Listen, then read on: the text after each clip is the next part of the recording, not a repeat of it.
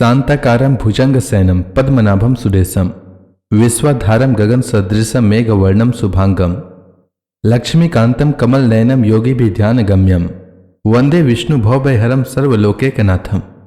मंगलम भगवान विष्णु मंगलम गरुड़ध्वज मंगलम पुंडरीकाक्ष मंगलाय तनोहरि। ओम नमो भगवते वासुदेवाय। आज का दिन आप सभी के लिए मंगलमय हो। आज पौष महीने का 12वां दिन है। आइए सुनते हैं पौष मास की कथा का 12वां अध्याय। सूत जी आगे कहते हैं, श्री कृष्ण ने अपने समृद्ध अनर्थ देश में पहुंचकर वहां के लोगों की विरह वेदना बहुत कुछ शांत करते हुए अपना श्रेष्ठ पांचजन्य नामक शंख बजाया। भगवान के होठों की लाली से लाल हुआ वह श्वेत वर्ण का शंख बजते समय उनके कर कमलों से ऐसा शोभायमान हुआ जैसे लाल रंग के कमलों पर बैठकर कोई राजहंस उच्च स्वर से मधुर गान कर रहा हो। भगवान के शंख की वह ध्वनि संसार के भय को भयभीत करने वाली है। उसे सुनकर सारी प्रजा अपने स्वामी श्री कृष्ण के दर्शन की लालसा से नगर के बाहर निकल आए। भगवान श्री कृष्ण आत्मा राम हैं। वे अपने आत्मलाभ से ही सदा सर्वदा पूर्ण काम हैं।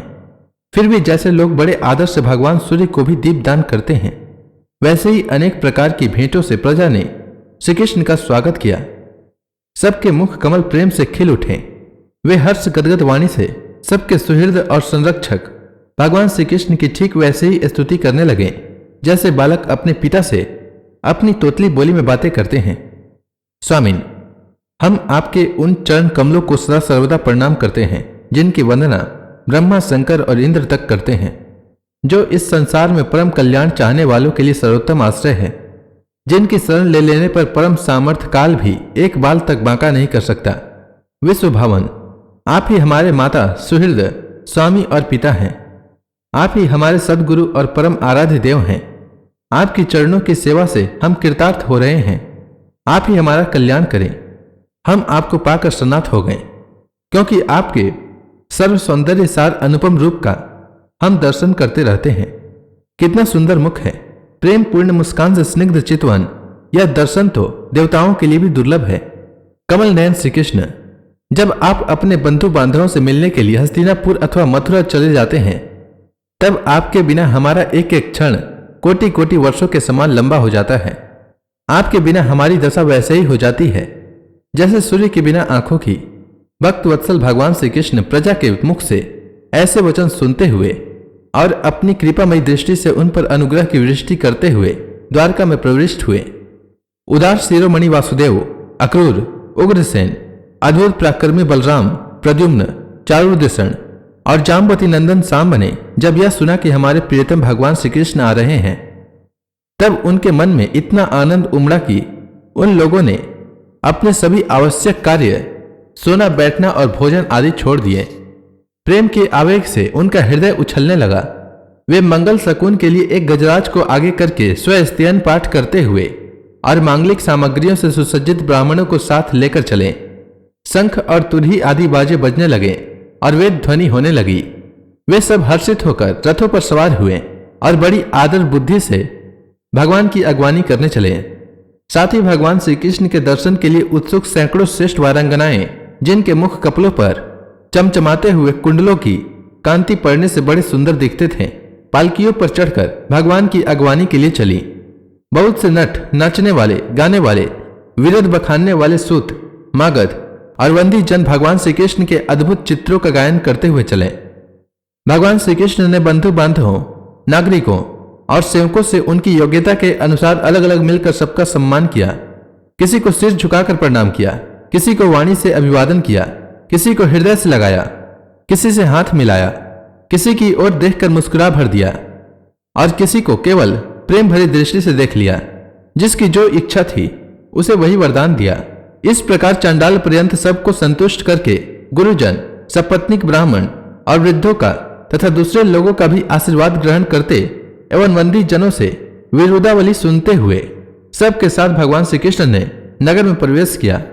सौनक जी, जिस समय भगवान राजमार्ग से जा रहे थे, उस समय द्वारका की कुल कामिनियां भगवान के दर्शन को ही परमानंद मानकर अपनी अपनी अटारियों पर चढ़ गई। भगवान का वक्ष स्थल मूर्तिमान सौंदर्य लक्ष्मी का निवास स्थान है। उनका मुखारविंद नेत्रों के द्वारा पान करने के लिए सौंदर्य सुधा से भरा हुआ पात्र है। उनकी भुजाएं लोकपालों को भी शक्ति देने वाली है। उनके चरण कमल भक्त परमहंसों के आश्रय है, उनके अंग अंग शोभा के धाम है। भगवान की इस छवि को द्वारकावासी नित्य निरंतर निहारते रहते हैं, फिर भी उनकी आंखें एक क्षण के लिए भी तृप्त नहीं होती। द्वारका के राजपथ पर भगवान श्री कृष्ण के ऊपर श्वेत वर्ण का छत्र तना हुआ था। श्वेत चंवर डुलाए जा रहे थे, चारों ओर से पुष्पों की वर्षा हो रही थी। वे पीतांबर और वनमाला धारण किए हुए थे। इस समय वे ऐसे शोभायमान हुए मानो श्याम मेघ एक ही साथ सूर्य, चंद्रमा, इंद्रधनुष और बिजली से शोभायमान हो। भगवान सबसे पहले अपने माता पिता के महल में गए। वहां उन्होंने बड़े आनंद से देवकी आदि सातों माताओं को चरणों पर सिर रखकर प्रणाम किया और माताओं ने उन्हें अपने हृदय से लगाकर गोद में बैठा लिया। उनका हृदय हर्ष से विवल हो गया और वे आनंद के आंसुओं से उनका अभिषेक करने लगी। माताओं से आज्ञा लेकर वे अपने समस्त भोग सामग्रियों से संपन्न सर्वश्रेष्ठ भवन में गए। उसमें 16,000 पत्नियों के अलग अलग महल थे। अपने प्राणनाथ भगवान श्री कृष्ण को बहुत दिन बाहर रहने के बाद घर आया देखकर रानियों के हृदय में बड़ा आनंद हुआ। उन्हें अपने निकट देखकर वे एकाएक ध्यान छोड़कर उठ खड़ी हुई। उन्होंने केवल आसन को ही नहीं बल्कि उन नियमों को भी त्याग दिया जिन्हें उन्होंने पति के प्रवासी होने पर ग्रहण किया था। उस समय उनके मुख और नेत्रों में लज्जा छा गई। भगवान के प्रति उनका भाव बड़ा ही गंभीर था। उन्होंने पहले मन ही मन, फिर नेत्रों के द्वारा और तत्पश्चात पुत्रों के बहाने शरीर से उनका आलिंगन किया। सौनक जी, उस समय उनके नेत्रों में जो प्रेम के आंसू छलक आए थे, उन्हें संकोचवश उन्होंने बहुत रोका, फिर भी विवशता के कारण वे ढलक ही गए। यद्यपि भगवान श्री कृष्ण एकांत में सर्वदा ही उनके पास रहते थे, तथापि उनके चरण कमल उन्हें पद पद पर नए नए जान पड़ते। भला स्वभाव से ही चंचल लक्ष्मी, जिन्हें एक क्षण के लिए भी कभी नहीं छोड़ती, उनकी सन्निधि से किस स्त्री की तृप्ति हो सकती है। साक्षात परमेश्वर ही अपनी लीला से इस मनुष्य लोक में अवतीर्ण हुए थे और सहस्त्रों रमणीय रत्नों में रहकर उन्होंने साधारण मनुष्य की तरह क्रीड़ा की, जिनकी निर्मल और मधुर हंसी उनके हृदय के उन्मुक्त भावों को सूचित करने वाली थी, जिनकी लजीली चितवन की चोट से बेसुध होकर विश्व विजयी कामदेव ने भी अपने धनुष का परित्याग कर दिया था।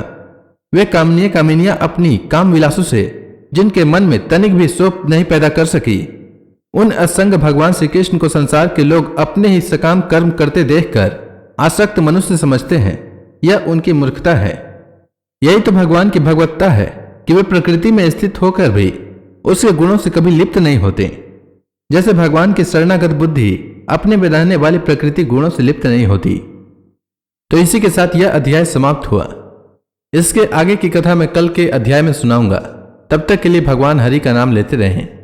तो प्रेम से बोली भगवान विष्णु की जय, श्री कृष्ण भगवान की जय, लक्ष्मी माता की जय, तुलसी माता की जय, समस्त देवी देवताओं की जय।